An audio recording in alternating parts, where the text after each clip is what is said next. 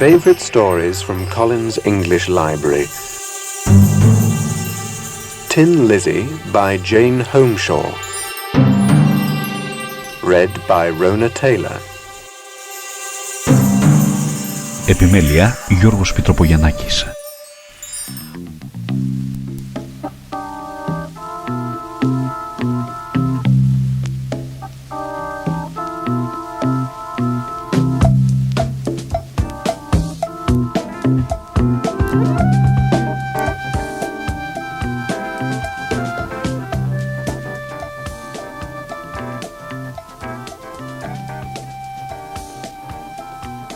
The fire's good and hot now.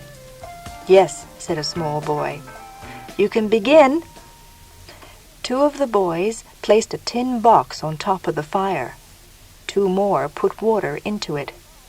More trees for the fire, said the small boy, and get more water. A girl came out of Miller's school. What are you doing? She asked. It was Margaret, the small boy's sister. The fire's making hot water, he said. Then the hot steam from the water can drive the wheels round. What wheels? She asked. Those wheels on the tin box. Can't you see them?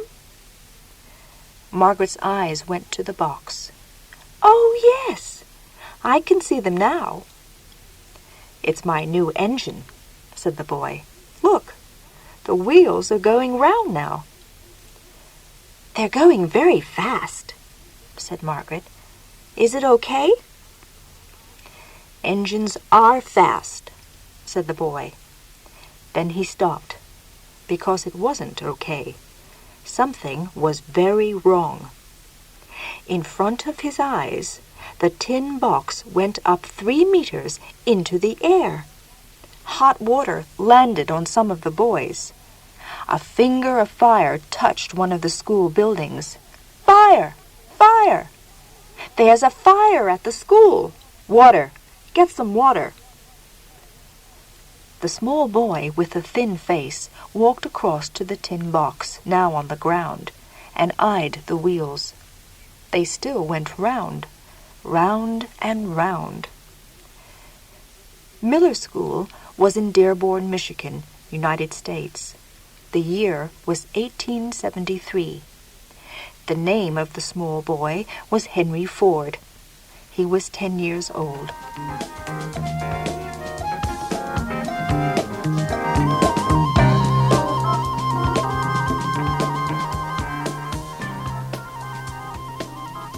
Henry, get up.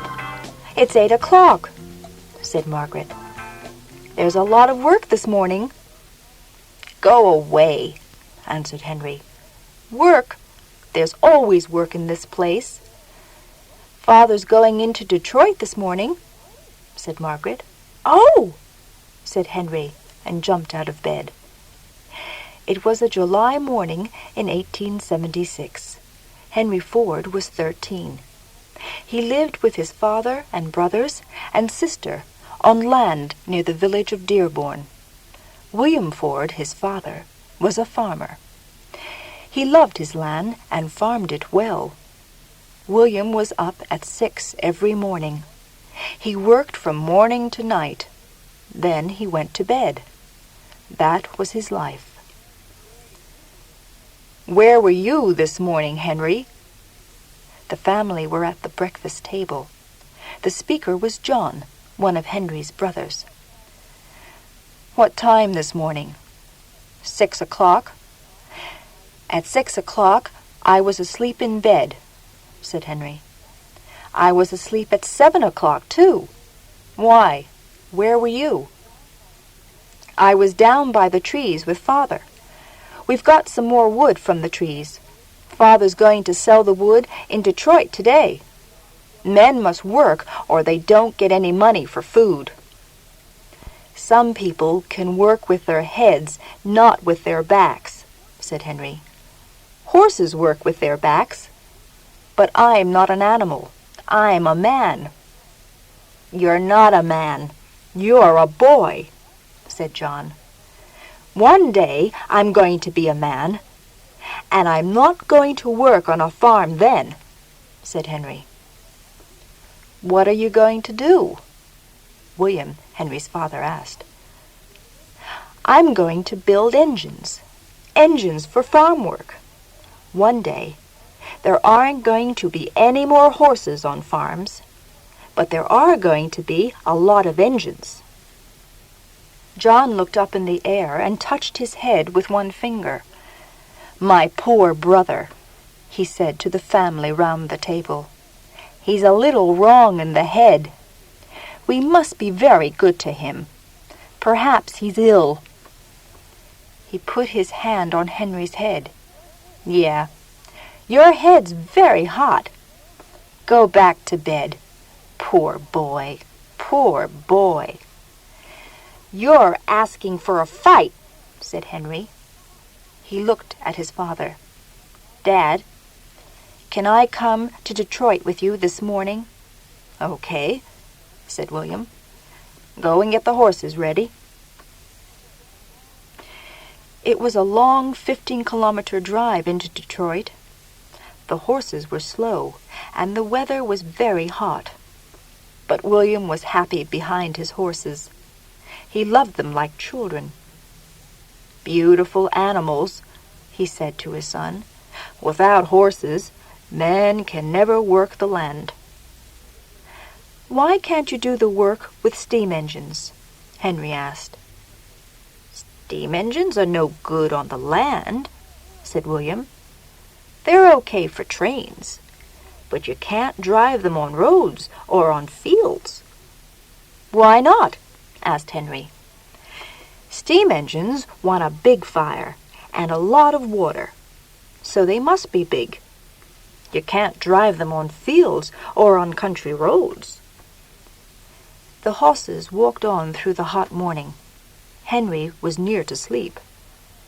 Then through half-shut eyes, he saw a tall gray line of steam. It went from the ground up into the sky. What's that? Said William. There are no trains here.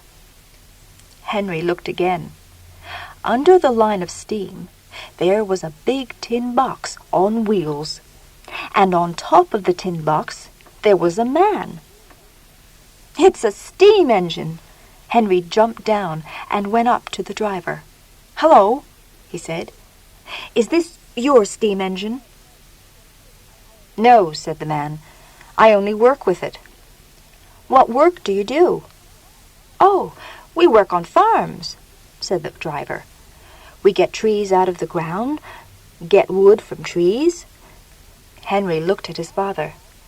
You were wrong, Dad, he said. William Ford walked up to the man. I'm William Ford, he said, and this is my son, Henry. My name's Fred Redden, said the driver. So, Henry likes engines. Perhaps he can come and work with me sometimes. Then he can learn more about them. Oh, Dad, can I go with Mr. Redden? Okay, said William, but not today. That night, on the way home, Henry said to his father, You were wrong, Dad. Engines can work in fields. Perhaps, answered Mr. Ford. But that steam engine today was very slow. How fast can it go? 8 kilometers an hour? My horses can run 15 kilometers in an hour. Yeah, you're right, said Henry. But one day, I'm going to build a fast engine. One day, I'm going to drive from Detroit to Dearborn in half an hour. One day, said William Ford.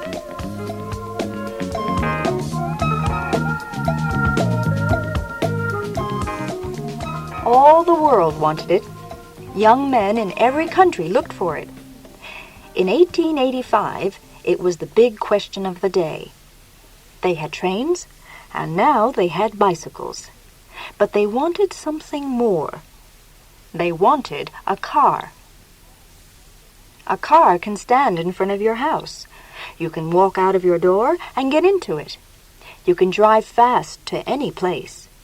Then you can get out and your car stops there. After a little time, you get into your car again and go back home. Or you can go to the shops, the bank, into town, or out to the country. And you can get to all these places fast. In 1885, the big question was, what is going to drive the wheels round? Steam engines were no good. The world wanted a small, fast engine. Men in many countries looked for the answer. In Germany, there were Benz and Daimler and Otto.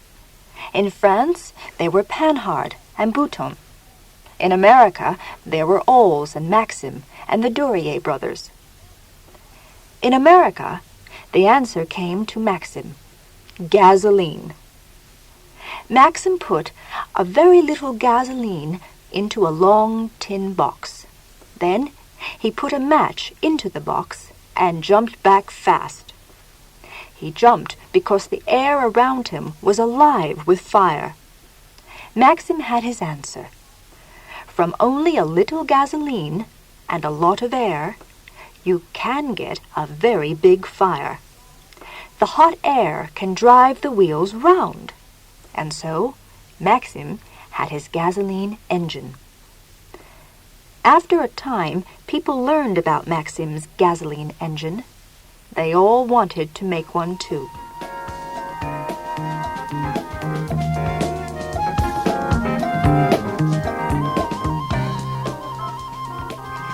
In 1891, Henry Ford was 28. He had a wife, Clara. He had a house and some land.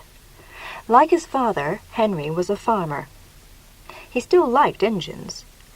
He often went to the engine shops in Detroit and talked to the engineers there. But he still worked on the land. Still only a farmer. Then, one day, he came home from town very happy. "We're going to live in Detroit," he said to his wife Clara. Clara wasn't happy about that. She liked Dearborn. All her family and friends were there. But she was a good wife, so she said nothing. "I've got work with the Edison Company," he said. "I'm going to be their night engineer. I'm going to get $45 a month." "That's a lot of money," said Clara. "We don't make $45 here on the land." "There's something more," said Henry, and he talked to her about the new gasoline engines. "I can make engines like that too," he said. "I can sell them for a lot of money." "How can you do that?" asked Clara. "Get me a pencil," said Henry. On the back of a page from an old book, he penciled a picture. "There you are," he said. "That's my engine. What do you think about it?" "It's very good," said Clara. She was a very good wife. "So, when do we go?" It was only November, but the weather in November 1893 was very bad. After his night's work at the Edison Company, Henry always walked home. It was a long, cold walk. In 1893, Henry Ford was very poor. He still got $45 a month. And a house and food cost a lot of money in Detroit. And that wasn't all. Henry now had a son, Edsel. Edsel was only 3 days old, and Clara, Henry's wife, was very ill. Henry wanted more money for his family, and he wanted to buy more things for his new engine, too. Those were bad days in the life of Henry Ford. Then, at the end of November, Henry got more money. The Edison Company was happy with his work. So he now got $75 a month. And then he got some help with his new engine, too. An old friend, Fred Strauss, wanted to make a gasoline engine. So the two friends worked on it in the evenings. In after years, Fred Strauss said, "I worked on the engine. Henry talked about it." Henry was a good talker. At 10 years old, with his first tin engine, Henry said to his young friends, "Do this, do that." Now he was a man, but he still talked to his friends in the same way. After many months, the engine was ready. It was a good engine, small, but good. "What are you going to do with it?" Clara asked. "I'm going to sell it to a friend. It can go on his boat." Henry made 2 more boat engines after that, but he was still poor, and he still wanted more money.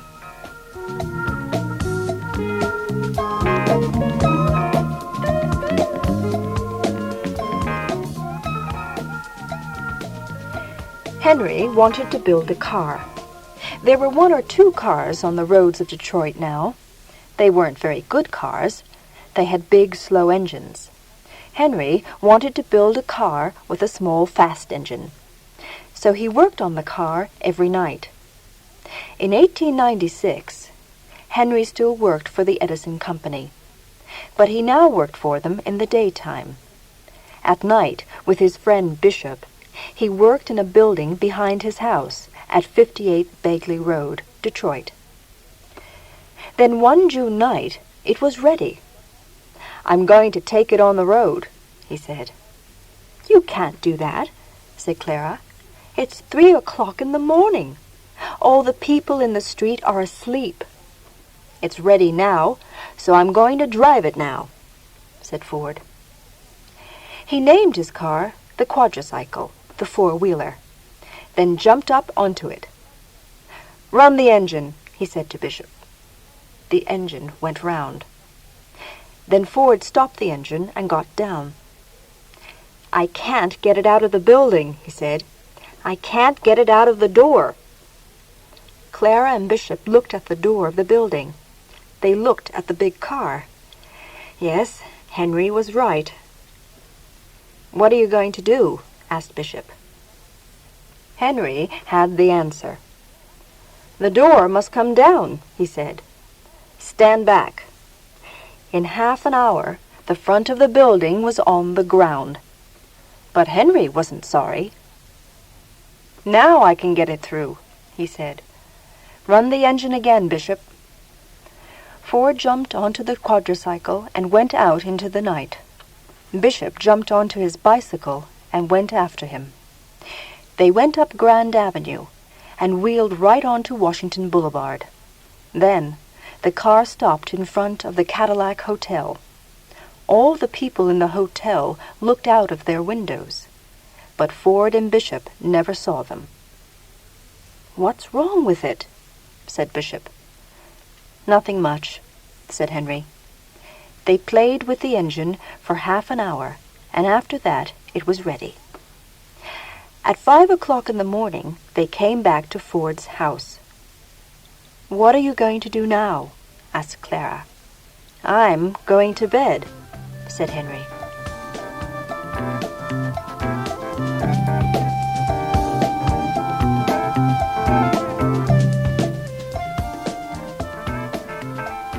It was Henry's big day. Clara dressed Edsel, their son, in his Sunday clothes. Then they jumped up onto the quadricycle.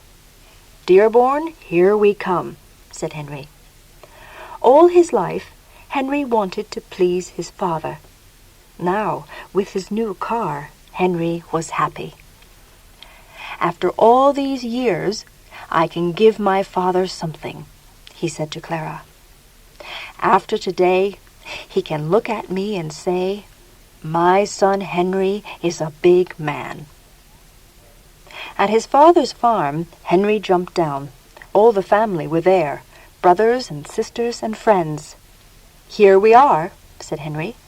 "What do you think of the quadricycle? We came from Detroit in half an hour.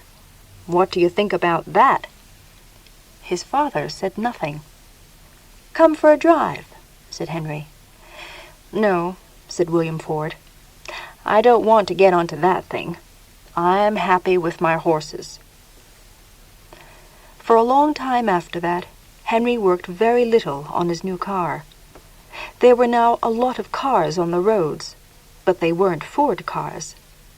They came from the big new car factories like Packard's and Olds. In 1898, Henry came home and said to Clara, "I'm going to sell my car. Mr. C. Ainsley's going to give me $200 for it." Clara said nothing. The years from 1896 to 1905 were dead years in the story of Henry Ford. He walked through them like a sleepwalker. Sometimes he jumped up and wanted to work again. He worked on a car or an engine for a short time, perhaps a month. Then he went back to sleep again. He changed his work many times. Rich people often wanted to help him. They put money into his cars. He was still sometimes a good talker. But he talked a lot and worked very little, so the money always went in the end. Then, in 1905, William Ford, Henry's father, died, and Henry came back to life again.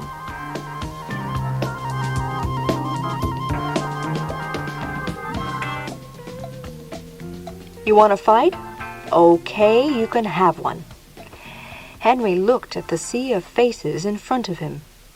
Old John S. Gray, Alexander Malcolmson, John Anderson, Horace Rackham, Vernon C. Fry, Harold Wills. They were all rich men, and they were all wrong.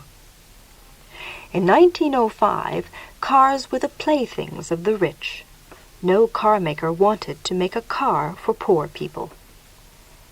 "The poor don't have the money for cars," said Malcolmson. "Some of them can find $600, said Ford.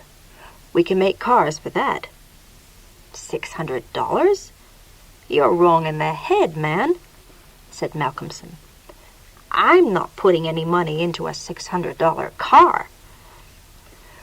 Ford eyed the men round the table. "Think about it. There are only a small number of rich people in this country, but there are a lot of poor people. We can sell more cars to them." "Perhaps you're right," said John Anderson. "No, he's not," said Malcolmson. "You can never sell a $600 car. Only rich people want cars, and they want them big and beautiful. I'm not giving Ford any money for a $600 car. I don't want to end my days a poor man." By 1910, Malcolmson had no money, and Henry Ford was a millionaire.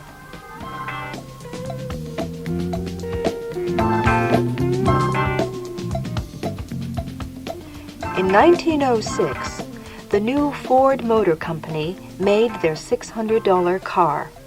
People all over America wanted to buy one. They named it the Runabout. It was small and fast.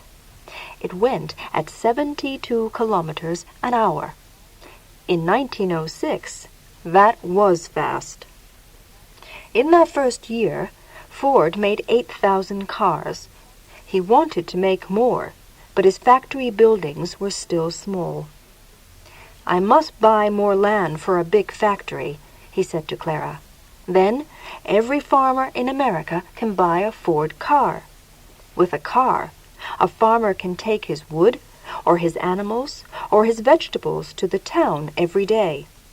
Young people can come into town in the evenings and have a good time. Country women can go and see their friends for tea and talk. Yes, with cars, life can be good for country people. Without cars, every day is the same. Long hours of dirty work with sleep at the end of it." "But how can you buy more land?" said Clara. "You don't have the money." "I'm not going to ask for money at the bank," said Henry. "I think for a time I must ask more money for a runabout. Then, with the money, I can build a new factory. After that, I can build more cars, so the cost of the runabout can come down again. Perhaps we can get it down to only $500.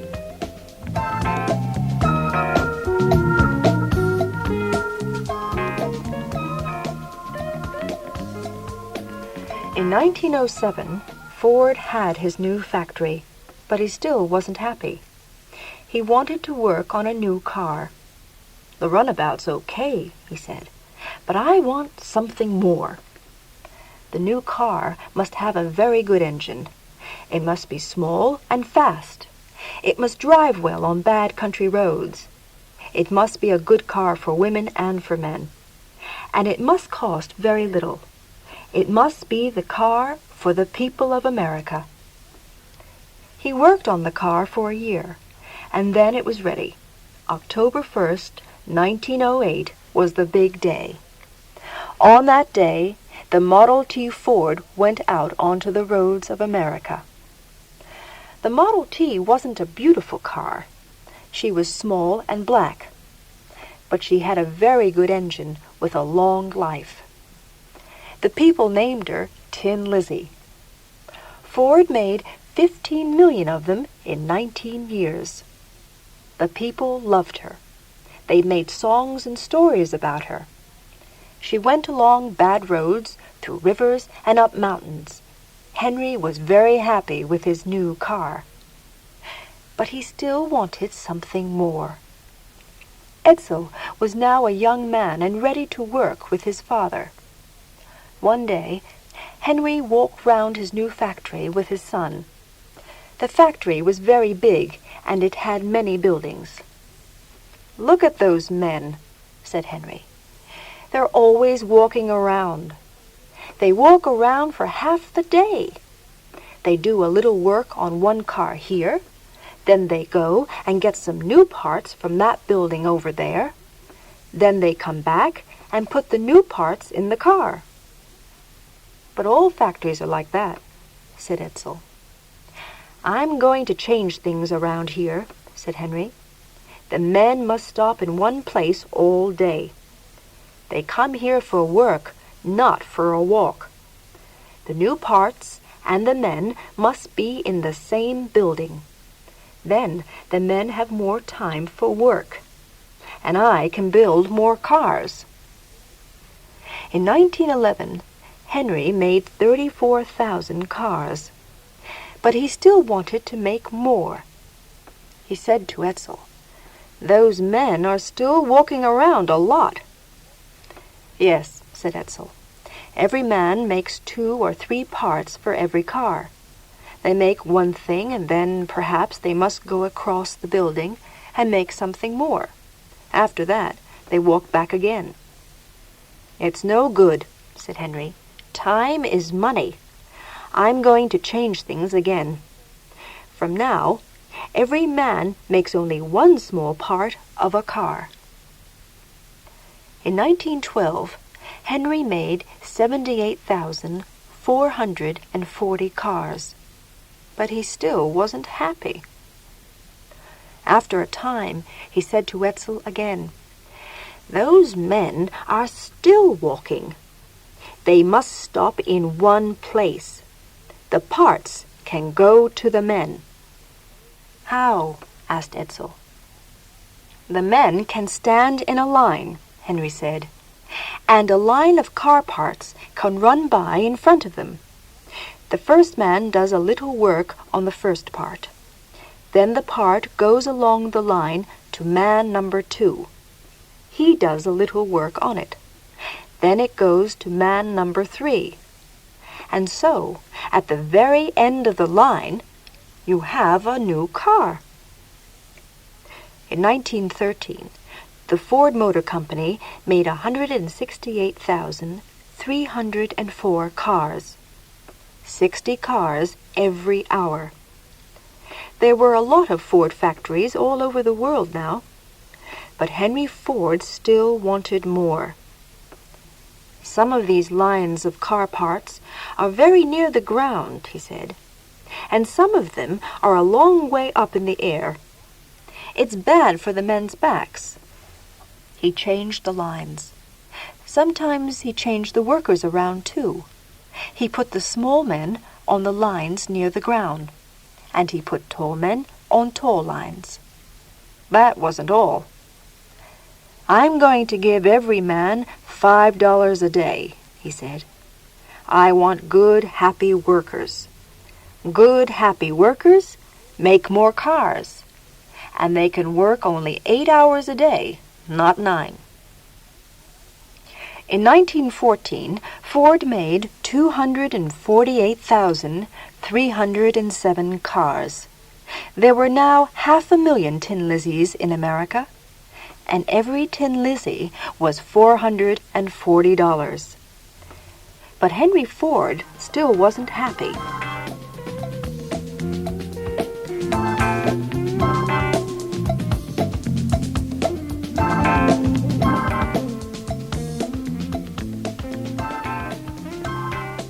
In 1876, the 13-year-old Henry said to his father and brothers, "One day, I'm going to build engines for farm work. Engines are going to do the work of men and horses." Now, in 1916, it was true. With some of the money from Tin Lizzy, Henry made tractors. And where was his tractor factory? It was at Dearborn, on his father's old farm. And then Henry was happy.